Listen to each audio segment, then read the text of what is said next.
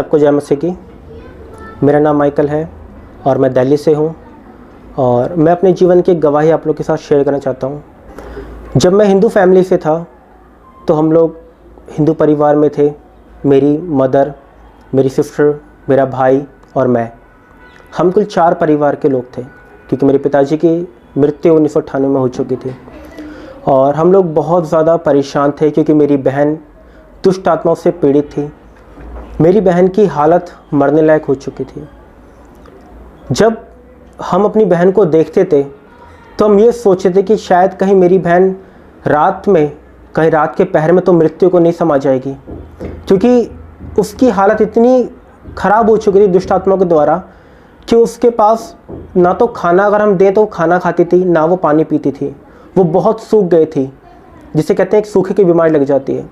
मगर वो बीमारी सूखे की नहीं थी मेरे भाई और बहनों, वो बीमारी दुष्ट आत्माओं की थी। और जो दुष्ट आत्मा मेरी बहन को सता रही थी, प्रताड़ित कर रही थी, उन्होंने हमें इतना निर्बल कर दिया कि हमारे घर के बर्तन तक बिक गए। मेरे प्रियो, जब हम हिंदू परिवार में थे, मेरी मम्मी फैक्ट्री में काम करती थी। मैं उस टाइम बहुत छोटा था, मैं 12 साल का उस टाइम था। और मैं और मेरी बहन जो बीमार थी, दुष्ट आत्मा से प्रताड़ित थी, और मेरा बड़ा भाई जॉब करता था, वो मुझसे बड़ा है, वो जॉब पे जाता था, मम्मी जॉब करती थी, मैं छोटा था, मैं अपनी बहन के साथ रहता था। हमारे हालत इतने बिगड़ गए मेरे भाई और बहनों के, मैंने और मेरे परिवार ने ब्रेड को भिगो के पानी में खाया, क्योंकि दुष्ट आत्मा ने हमारे घर में इतना कलेश कर दिया था। हमारे घर के सारे बर्तन तक बिक गए थे, हमारे पास किराया नहीं था देने के लिए। हम एक दूसरे को खा जाते थे, क्योंकि मेरी बहन की जो बीमारी थी वो दिन पर दिन बढ़ती जा रही थी। मेरी बहन के लिए हमने हर जगह ट्राई किया, हर एक मंदिर मस्जिद लेके गए हम उसको। मेरे मामा सब कहते हैं कि भगत लोग बहुत पहुँचे हुए होते हैं। मेरे मामा खुद एक बहुत बड़े भगत थे, मगर मेरे प्रियो, वो भी इस कामयाबी को नहीं कर पाए, वो दुष्ट आत्मा को नहीं निकाल पाए। जब मेरे मामा घर आते थे, हमारे पास खाने को नहीं था मेरे भाइयों बहनों, मगर मेरे मामा भूखे होते थे तो वो रोटी मांगते थे कि रोटी दे। मेरी मम्मी ने बोला भाई रोटी नहीं है। मेरे मामा ने कितनी बार बोला, फिर मम्मी ने एक बार जैसे हमारे घर में रूखा सूखा बना, हमने उनके लिए परोसा।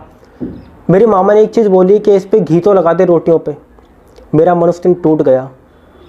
अपने ही हमें खाने के लिए बोल रहे हैं, जबकि हमारे पास खुद खाने के लिए दाना नहीं था। हमने कैसे कैसे उनके लिए जुटाया। एक बीमारी के चलते मेरे परिवार में इतना बड़ा भूचाल आ गया था, और ये भूचाल कोई अलग नहीं था, ये केवल दुष्ट आत्माओं के द्वारा दिया गया भूचाल था। मेरे प्रियो, मैं अपनी बहन को अपनी मम्मी के साथ हर जगह लेके गया, हर पंडित से मैंने दिखाया, हर मस्जिद मैंने दिखा दी, मैंने गुरुद्वारे नहीं छोड़े, मैंने कहीं ऐसी जगह नहीं जो ना छोड़ी हो। मैंने भक्तों को दिखाया, सबने बताया इतना पैसा लगेगा, ये चीज़ चढ़ाओ, वो चीज़ चढ़ाओ, बकरे चढ़ाओ, मुर्गा चढ़ाओ, दारू चढ़ाओ, कढ़ाई बोतल करो। हिंदू धर्म में बहुत चलता है देवी देवताओं का। मेरे भाई और बहनों, मैंने सब कुछ किया, हमारे पास कुछ ऐसा नहीं बचा कि हम लोग आगे उस चीज़ को दे पाएँ। फिर एक समय ऐसा हमने खुद सोचा पूरे परिवार ने कि अब एक काम करते हैं, मर जाते हैं। मगर मेरे प्रियो, मेरे भाइयों बहनों, हम मरे नहीं, हम और निराशा में चले गए। मेरी बहन दिन ब दिन और बीमार होती चली गई। फिर हमें किसी ने बताया यीशु मसीह के बारे में। हमने सोचा कौन है ये यीशु मसीह, होगा कोई देवी देवता। हमने उसे मजाक में लिया। मेरे प्रियो, हमारे पास वचन आता था, बाइबलें आती थी, हम उसे फेंक देते थे रोड पे। हमें रोड पे लोग, पहले के समय में लोग बांटते थे बाइबलें, वचन देते थे परमेश्वर का, जिसे मैंने ठुकराया, मेरे परिवार ने फेंक दिया। हमें बताया गया था, हमें बचपन से सिखाया गया था कि जो रोड पे चीज़ें बांटते हैं उन्हें कभी मत लेना, क्योंकि उन्हें पढ़ के छपवानी पड़ती है। और मेरे भाई और बहनों, मैं बहुत गरीब परिवार से था, मेरे पास नहीं था कि मैं उन्हें पढ़ के छपवाने पाऊँ, क्योंकि हमारे मन में वो डर बैठा दिया गया था बचपन से ही कि अगर तुम इस चीज़ को पढ़ोगे तो पढ़ के छपवाने पड़ेंगे और तुम्हारे घर पे श्राप आएंगे, तुम्हारे घर में मृत्यु आएगी। तो मुझे लगा कहीं मैंने गलती से या मेरे परिवार के किसी लोग ने वो पेपर को, कहीं वो चीज़ को, बुक को, किताब को पढ़ के कहीं फेंक तो नहीं दिया, छपवाई तो नहीं कहीं उसको। अगर नहीं छपाई तो शायद उसी का नतीजा है। मगर मेरे भाई और बहनों, ये सब भ्रम है, ये सब लोगों का डर है जो आपके मन में पैदा किया जाता है उस परमेश्वर से आपको दूर करने के लिए।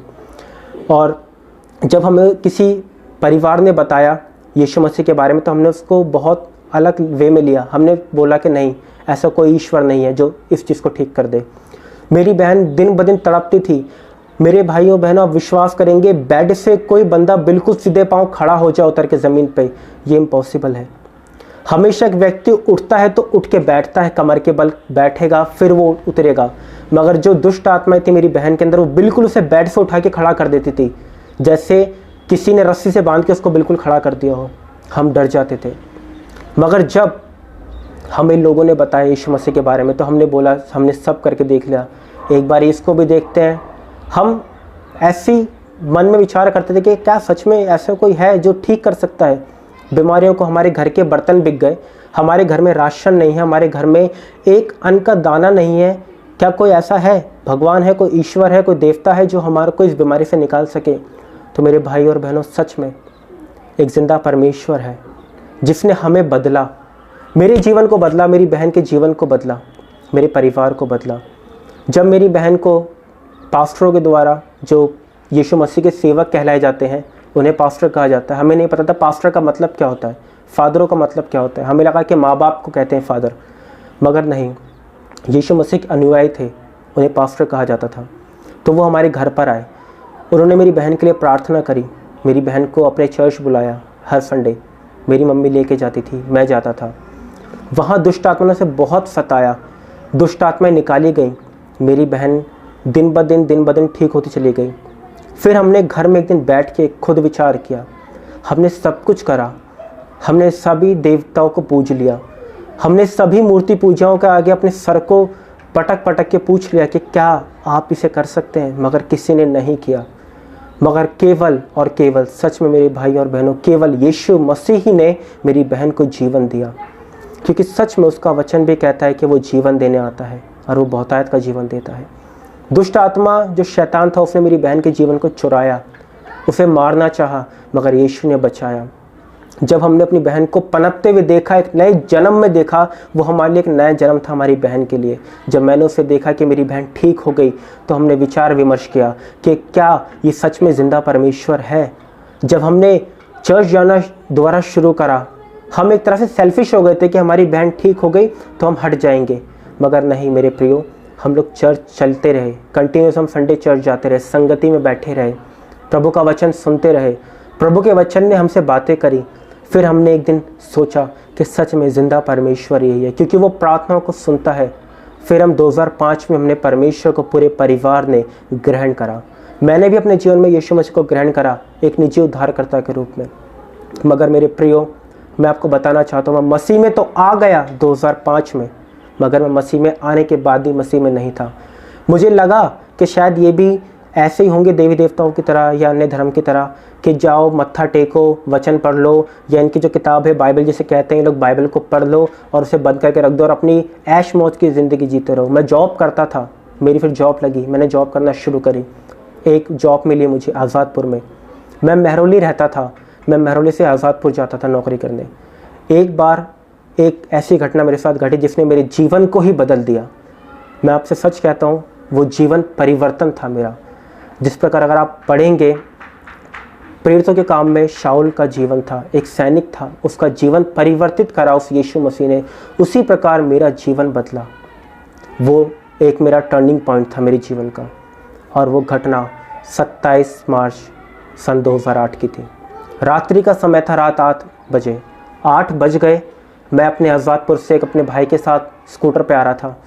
नारायणा की बात है, मैं अपने ऑफिस से निकला, काम करता था मैं वहाँ पे छोटा सा। मैं नारायणा के लिए जब आया, नारायणा पे बहुत काफ़ी हैवी जाम था। उस भाई ने मुझे टू व्हीलर से उतारा, बोला बेटा तू आगे जा रेड लाइट पे, मैं तुझे आगे मिलता हूँ, क्योंकि ट्रैफिक बहुत ज़्यादा है। हमारे दोनों तरफ, एक तरफ ट्रक एक तरफ बसें थी और उसका टू व्हीलर बीच में था। तो मैं डर गया, मैं छोटा था। उसने मुझे बोला डर मत, तू एक काम कर, उतर के जा, मैं आता हूँ आगे स्कूटर लेके। तो मेरे प्रियो, मेरे हाथ में एक बैग था। आपने देखा होगा लैपटॉप के बैग आते थे पहले, जिसमें लैपटॉप हम कैरी करते थे। अब वो बैग मेरे हाथ में था। मेरे बैग में कुल मात्र 10 रुपये थे मेरे किराए के लिए, कैब। तो मैं जब जैसे ही नारायणा में पुल उतर के मैं डिवाइडर पे आया, मेरे भाइयों और बहनों, उस दिन मैंने जिंदा परमेश्वर को जाना। जब मैं जैसे डिवाइडर पे चढ़ा, मेरे हाथ में बैग था, मैं अपने बैग को ले चलता आ रहा, और पीछे से मुझे एक भाई आया, हट्टा कट्टा भाई था। उसने मुझे पीछे से ऐसे पकड़ा, जैसे किसी को उसको पकड़ के किसी को सरप्राइज़ देते। उसने मुझे ऐसे पकड़ा, देन उसने लॉक करा अपने हाथ को, उसने मुझे नीचे खाई में फेंक दिया।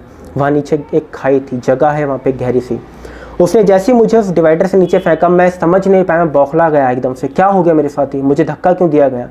जैसे मैं नीचे गिरा, एक भाई और खड़ा था, उसने मुझे पकड़ा, उसने नीचे फेंका। 2 लड़के नीचे खड़े थे, उसने मुझे फेंका, वहाँ पे और भी नीचे बच्चे थे जिन्होंने मुझे पकड़ा। उन्होंने मुझे बहुत मारा, मैं उस टाइम बहुत कमज़ोर था। उन्होंने मुझे बहुत मारा, मेरे फेस पे बहुत घूंसे मारे, मेरे पेट में लातें मारी, मुझे बहुत मारा, और मैं समझ नहीं पा रहा मेरे साथ ये हो क्या रहा है। मगर मेरे प्रियो, उन्होंने मुझे मारने के बाद जब मेरा बैग ढूंढा, मुझसे पूछा फ़ोन दे, मैंने कहा मेरे पास फ़ोन नहीं है। मेरे पर्स को चेक करा, मेरी बॉडी को चेक करा, मेरे कपड़े चेक करे, मुझे कुछ नहीं मिला उनके पास। उन्होंने मुझे अच्छे से मार पीटने के बाद उन्होंने मुझे बैठा दिया, मेरे हाथों को ऐसे स्ट्रेच करके उन्होंने मुझे यहाँ पे नाइफ़ रखे, यहाँ पे नाइफ़ रखे, और बोल रहे कि तुझे हम जान से मार देंगे। मैं उस टाइम बहुत डर गया प्रियो, मैंने कहा आज मेरा मृत्यु का समय आ चुका है, आज मैं शायद इस दुनिया को छोड़ दूंगा। उन्होंने इस चीज़ को बोलना शुरू करा, उन्होंने बोला अब ये अगर ऊपर जाएगा बच के तो ये कहीं ना कहीं जाके किसी को बता देगा, पुलिस वालों को बता देगा, किसी पब्लिक को बताएगा, तो हमें वो लोग जान से मार देंगे आके। तो उन्होंने क्या विचार विमर्श किया कि इसको मार के पटरी पर डाल देंगे और लोग सोचेंगे सुसाइड केस है, लड़की का चक्कर होगा या घर से परेशान होगा, तो ये कट के मर गया ट्रेन से। मेरे प्रियो, मेरा दिल बैठ गया। मुझे एक क्षण में मेरी मम्मी, मेरे भाई सब याद आ गए। मैंने कहा आज मेरी मृत्यु निश्चिंत है। मगर सच में वहीं मेरे जीवन का एक टर्निंग पॉइंट था, जिसे मैं कह सकता हूँ कि मेरा जीवन यीशु के द्वारा बचाया गया। हाँ, समय 8 बजे का था, 27 मार्च 2008। मेरी बहन जिसे परमेश्वर ने बचाया, वो दिन ब दिन परमेश्वर के वचन में बढ़ती चली गई। वो वचन पढ़ती रही और मैं वचन नहीं पढ़ता था। मैं अपने जीवन में मस्त था क्योंकि मैं छोटा था, नादान था इतना।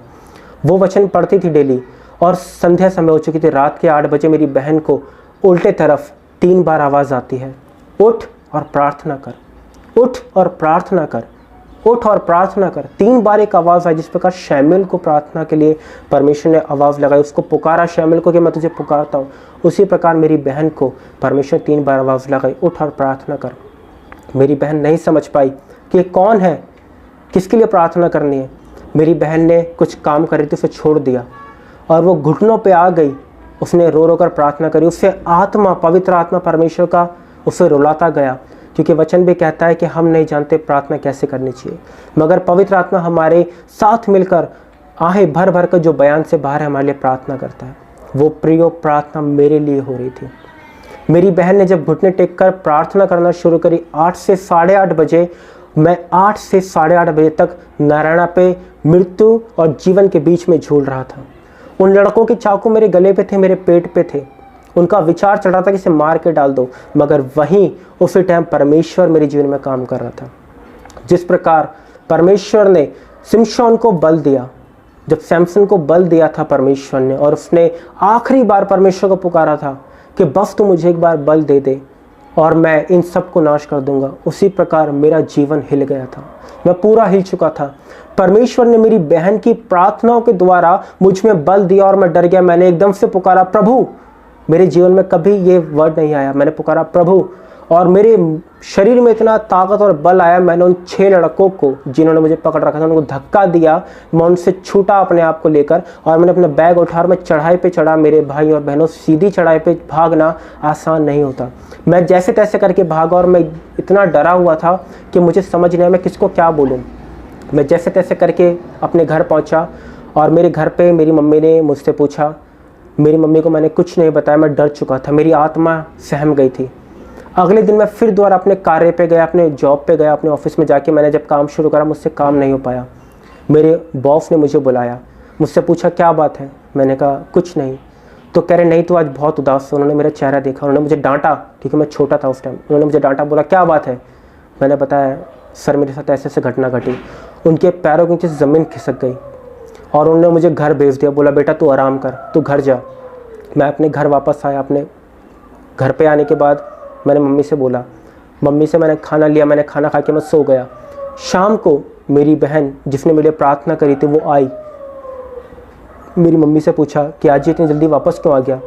मम्मी ने बताया पता नहीं, इसने कुछ नहीं बताया। तो उसने मुझे उठाया, क्योंकि मेरी बहन का प्रेम मुझसे बहुत ज़्यादा है। उसने मुझे उठाया, पूछा क्या बात है, तो इतनी जल्दी कैसे आ गया। मैंने कहा कुछ नहीं। उसने मेरा चेहरा पढ़ लेके, मैं बहुत डरा हुआ था, उसने मुझसे पूछा दबाव देकर क्या बात है बता। मैंने बताया, मैंने कहा बहन मैं कल मरते मरते बचा। कहती क्यों, ऐसा क्या घटा तेरे साथ? मैंने कहा बहन कल मैं नैना पे मरते मरते बचा, लड़कों ने मुझे पकड़ लिया था। मेरी बहन ने मुझसे पूछा क्या बात है, मुझे विस्तार से बता। मैंने उसको बताया, मैंने कहा बहन मैं नैना पहुँचा, नैना पे मुझे कुछ लड़कों ने पकड़ा, मुझे नीचे फेंका, मुझे बहुत मारा और मेरे गले पे चाकू रखे और मेरे पेट पे चाकू रखकर मुझे जान से मार कर रेलवे ट्रैक पर डालने की बात वो लोग कर रहे थे। मैं बहुत डर गया था। मेरी बहन ने पूछा ये घटना कब की है? मैंने कहा बहन रात 8 बजे की। मेरी बहन की आंखें फटी की फटी रह गई। मैंने कहा बहन मुझे नहीं पता मैं कैसे बचा, मगर कोई था जिसने मुझे बचा लिया। मेरी बहन की आंखों से आंसू नहीं रुके। उसने बोला तू नहीं जानता ये कैसे हुआ, मगर मैं जानती हूँ कैसे हुआ। मैंने कहा बहन बता क्या हुआ। मैं भी रो पड़ा। उसने मुझे बोला ये जिंदा परमेश्वर यीशु मसीह ने किया। मैंने कहा कैसे?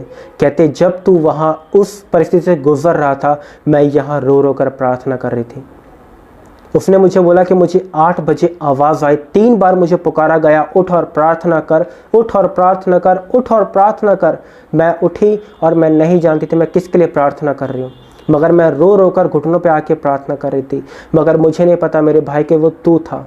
सच में मेरे भाई और बहनों, मेरी बहन ने जब मेरे लिए प्रार्थना करी और परमेश्वर ने मुझे जीवन दिया, मुझे बचाया, और जब मैं अपने घर वापस आया तो मैंने अपनी बहन की आंखों के आंसुओं को देखा।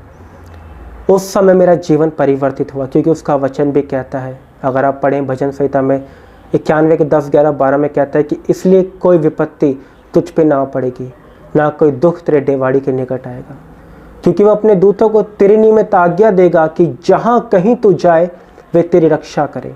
वे तुझे हाथों हाथ उठा लेंगे, कहीं ऐसा ना हो तेरे पाँव में पत्थर से ठेस लग जाए। मेरे भाई और बहनों, जब मैंने मसीह को ग्रहण किया, यीशु को मैंने ग्रहण किया था 2005 में, तो मुझे लगा शायद ये कोई नॉर्मली परमेश्वर होगा। मेरी बहन को जीवन दे दिया मैंने, ठीक है, मगर मैंने इतना विश्वास से नहीं चला। मैं अपने जीवन में मस्त था, मगर उस दिन मैंने सच में जाना कि परमेश्वर की सामर्थ है। वो जिंदा परमेश्वर है, वो मृत्यु को टाल सकने वाला परमेश्वर है, वो जीवन को बदलने वाला परमेश्वर है। मेरे भाई और मेरी बहनों, उस दिन यीशु मसीह ने मेरा जीवन बदल दिया और मैं उसके बाद प्रभु के साथ चलने लगा। दिन ब दिन मैं परमेश्वर के साथ चलता रहा और परमेश्वर ने मुझे जीवन दिया, और आज मैं उसकी महिमा के लिए ज़िंदा हूँ, वरना आज मैं जीवित ना होता बल्कि मैं मरा पड़ा होता। मैं सच में आपको बताना चाहता हूँ मेरे भाई और बहनों, अगर हम प्रार्थना का जीवन नहीं जी रहे, अगर हम प्रार्थना को अनसुनी करते हैं, अगर हम एक बार हमारे मन में आवाज़ आती है प्रार्थना कर, तो मेरे भाई और मेरी बहनों, मैं आपको बताना चाहूँगा वो आवाज़ परमेश्वर की होती है। ना जाने शायद आपका ही कोई अपना हो जो उस घटना में पड़ा हो, शायद आपके ऊपर आने वाली कोई विपत्ति हो जो वो परमेश्वर बताना चाह रहा हो कि उठ और प्रार्थना कर। मेरा आपसे निवेदन है मेरे भाइयों बहनों, अगर आप मसीह में अगर है भी तो जांचे, एग्जामिन योर सेल्फ डेली कि आप सच में परमेश्वर के साथ चल रहे हैं, कहीं आप उसकी आवाज़ को अनसुनी तो नहीं कर रहे। मेरा आपसे अनुरोध है, जैसे मैंने अब परमेश्वर को अपना जीवन दिया, आज मैं परमेश्वर के साथ चलता हूँ और मैं परमेश्वर के लिए जीता हूँ और मरता हूँ, तो मेरी आपसे हाथ जोड़ के विनती है कि अगर आप जब भी परमेश्वर की आवाज़ को सुनते हैं तो प्रार्थना करें। कहीं ना कहीं वो किसी का जीवन बचाने वाली प्रार्थना हो सकती है। अगर आप आलस्य से प्रार्थना को सुन के टाल दें तो कहीं ना कहीं विपत्ति घट सकती है, क्योंकि नीति वचन भी कहता है तुमने मेरी आवाज़ को तुच्छ जाना और मेरी शिक्षाओं से तुमने मुंह फेर लिया। तो मेरे प्रियो, आप ऐसा ना करें। जांचें, अगर आप मसीह में हैं, जीवित हैं, तो अपने आप को जाने कि आप सच में जिंदा तो हैं मसीह में, कहीं मर तो नहीं गए, क्योंकि हम मसीह में आने के बाद मुर्दा से हो जाते हैं। हम मसीह को नामधारी मसीह की तरह ग्रहण कर लेते हैं कि हम एक ईसाई हो गए, हम मसीह हो गए, और हम अपना वही व्यवहार रखते हैं जो हमारा पहले था। तो मेरी आपसे निवेदन है मेरे प्रिय भाइयों बहनों, आप अपने जीवन को बदलें। और अगर आज आपने अपना जीवन नहीं दिया तो मैं आपसे निवेदन करता हूँ, आग्रह करता हूँ कि आज अपने घुटनों पे आए और अपने जीवन को यीशु मसीह को दे दें, ताकि वो हर विपत्ति में आपको संभाले अपने वचन के अनुसार। सबको जय मसीह।